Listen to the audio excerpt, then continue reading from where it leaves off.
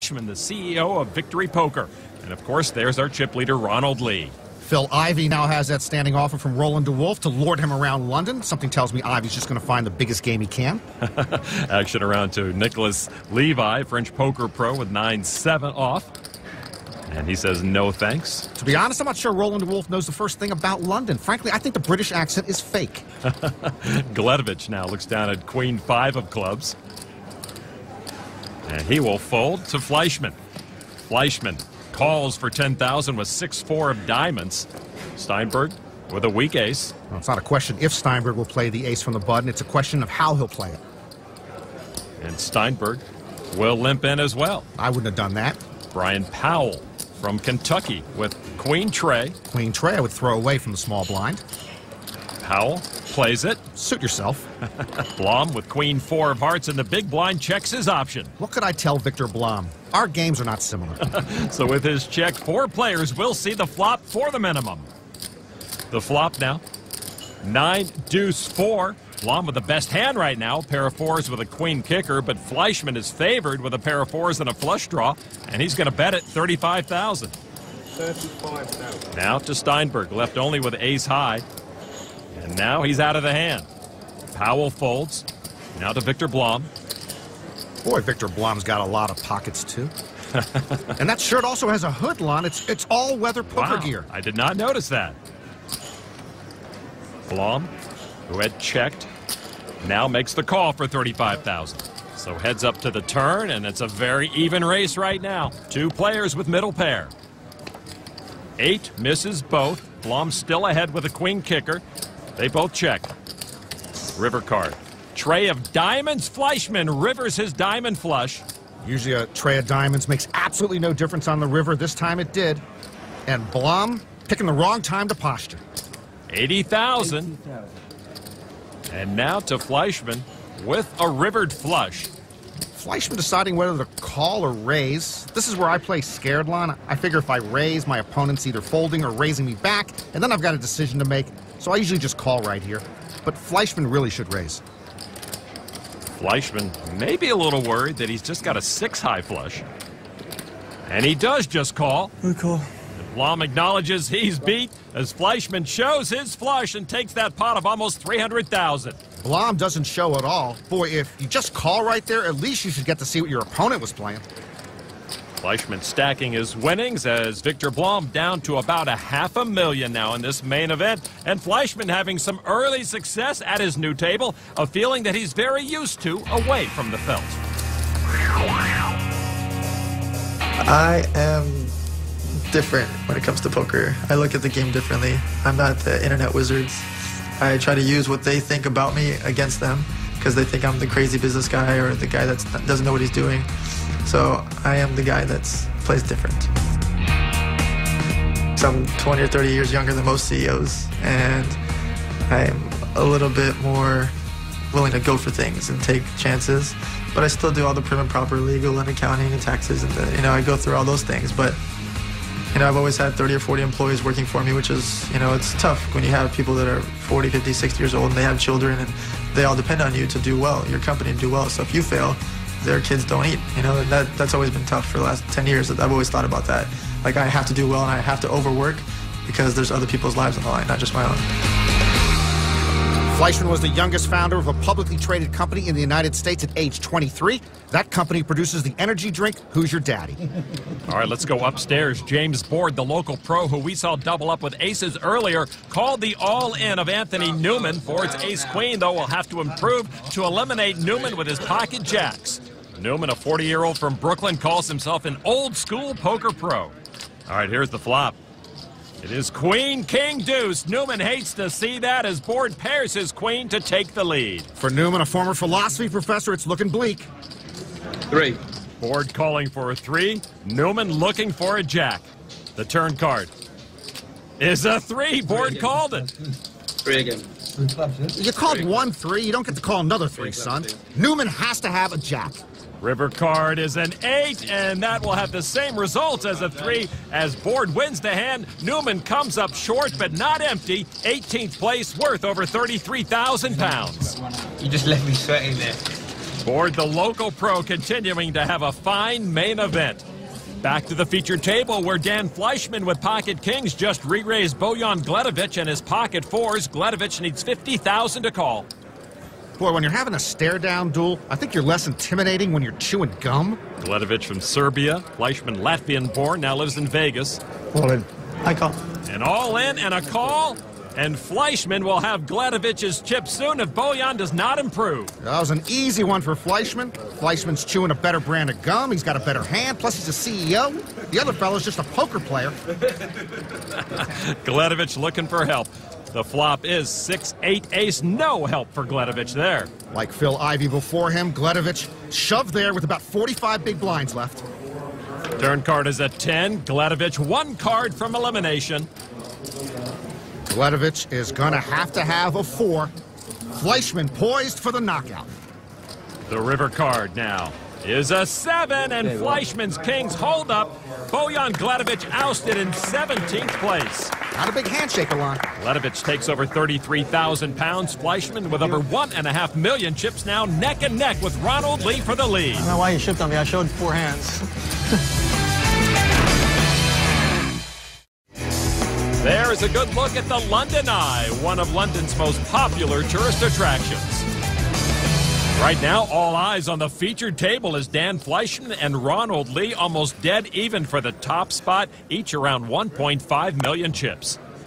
Fleischman will not play this hand. Over to Danny Steinberg with pocket tens. Steinberg has a bachelor's degree in business from American University. He finished 395th at the 2010 World Series main event in Las Vegas. And with that nice pocket pair, he's going to raise it up to 23,000. The blinds at 5 and 10,000. Pocket aces for Brian Powell. Boy, what a life. Pocket aces, a sexy shirt, and long locks. He also appears to be a deep thinker. Wondering what to do with aces. An early position at this table. 28-year-old poker pro from Louisville, Kentucky, with a re-raise, a big raise to 112,000. That is a big re-raise. Powell wants to eliminate any pretenders and limit the field. Folded over to the chip leader, Ronald Lee, a suited Jack-10. End of the muck now. How much you have behind? Steinberg started this hand with almost twice as many chips as Powell. Powell raised it to 112,000 into a pot that was only 46,000. Steinberg knows every player in this very talented field is capable of making a re-raise with air, so he's not quite sure about Powell. Steinberg with the tens, giving this serious thought. And he lays the hand down. Good fold. You got to make big laydowns to win tournaments. Throw out 25 extra. What? Throw out 25 extra there. Yeah, I mean, make it so big. Oh, really? Yeah, it's stuck in my hand. Wow, that's interesting to know. I was wondering why I made it so large. Yeah, it's stuck in my finger. I thought I only grabbed 3 of them. Powell said his re-raise was a little bigger than he really wanted. 2 of the chips stuck together, and that killed the action, but he gets the pot. Upstairs, Hoyt Corcoran's the Alabama Cowboy in the cowboy hat, flopped a set of tens and checked to pre-flop raiser Fabrizio Baldessari, who sits with a Broadway draw and bet 55,000. I've noticed in London the bathroom stalls are narrower. I don't know how Hoyt gets his hat through. Hoyt Corcoran's with 3 tens, and he's got chips, but just makes the call. I think that type of hat also gives you trouble at airport security. All right, so Hoyt Corcoran's a dominating position here in the turn. Turn card is another 10. Quads for Hoyt Corcoran's. Wow. Corcoran's first to act. No check this time. 70,000. Hoyt would want that bet back if he knew Baldessari were just on a draw. He's hoping the Italian has at least an ace in his hand. Fabrizio Baldessari does not. Hoyt doesn't look like he has quad tens. And Baldessari lays it down. Hoyt does not show the quads. Everybody shows quads, It's a Norman. courtesy. You're right. It's a courtesy. So Corkins takes that pot. He is up to just about $500,000 now. Let's get back to our featured table where the top 2 stacks reside. Ronald Lee and Dan Fleischman, both with 1.4 million plus. And what a young man's game it is, Lon. Hoyt Corkins is 56. Everyone else left here in this main event seems like they're 22 or 28 or maybe 34. 20-year-old Victor Blom raised to 23,000 with pocket trays. Ronald Lee, the chip leader, has pocket aces. He's a University of Albany grad, another Chris Moneymaker poker baby. Ronald Lee has been a juggernaut. He just calls with the aces, though. Well, Lee will play his pocket aces differently than Brian Powell did. Fleischman with ace-jack lays it down. Wow, that was a quick and good laydown. Big blind Steinberg folds, so it will be heads up Blom with his pocket trays against the aces of Ronald Lee. Lee with about 1 million more chips than Blom at this point. All right, here's the flop. It is 10, 9, 10. Blom with 2 pair now, but his 2 pair are way behind Lee's aces up. I think Hoyt Corkins has quad 10s again.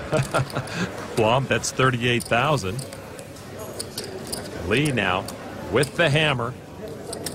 Just makes the call again. Ronald Lee playing slow and slow playing. Turn card now is another diamond, the deuce. Blom with the inferior flush draw. Lee adds the nut flush draw. Blom once again is going to bet into Lee. 65,000. Well, why not? Blom's 2 pair might be good, plus he's picked up that flush draw, and Lee hasn't shown any strength. If Lee raises here, then Victor Blom can reassess his immediate future. Well, so far in this tournament, Ronald Lee has made mostly good decisions. He sits with the chip lead. Well, in this hand, Lee's been playing the pocket aces like he's behind all the way. 65,000 is the bet, and just a call again. Against an aggressive player like Blom, sometimes it can be advantageous to use his aggression against him by slow playing a big hand.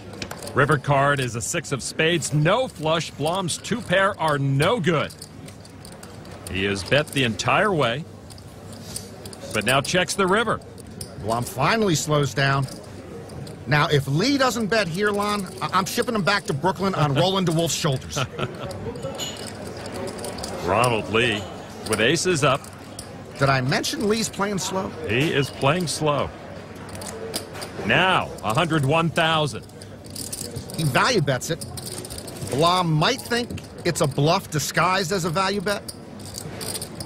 Blom makes the call with his 2 pair and sees he's come up short. Another pot for Ronald Lee. When you make river calls like Blom makes and you're right, you're a hero. When you're wrong, you wish the hat covered your entire face. Blom sends about half his stack to Ronald Lee, who cannot be stopped tonight in London. This young gun is approaching 2 million chips. The 2010 World Series of Poker Europe is brought to you in part by WSOPAcademy.com. Learn online from the champs in an interactive poker school. And PokerStars.net, the world's largest poker site. Back inside the casino at the Empire, upstairs, Fabrizio Baldessari picked up pocket 10s in the cutoff seat. He raises it up to 37,000. James Board now on the button with ace-king. And Board re-raises to 150,000. The 2 blinds fold, so action back to Fabrizio Baldessari. Board re-raised 4 times the size of Baldessari's raise, telling Fabrizio, get out of my pot. And with pocket 10s, I'm not sure that's going to happen. The Italian poker pro certainly giving this some thought. Oh, he might push. Nope, just a call for 113,000 more. So Baldessari will see a flop out of position.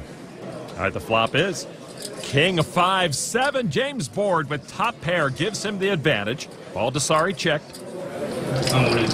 And Board puts Baldessari all in. And Baldessari had already shielded his eyes as if expecting to hear bad news. The Italian up against the big stack that could send him packing if he calls. Baldessari lays down the 10s, and James Board takes the pot. Baldessari makes the right decision. But he's left with 450,000, well below the current chip average of about 649,000. And with that, Board into second place with almost 1.6 million. All right, let's go back down to the featured table where the chip leader Ronald Lee sits with over 1.7 million. Action on Brian Powell with King-Queen. Powell finished 66th at the 2009 World Series main event in Las Vegas, good for $90,000, his biggest lifetime cash. He's in the small blind. No action before him, of course, and he's going to raise it up to 36,000. To Victor Blom in the big blind with pocket 8s.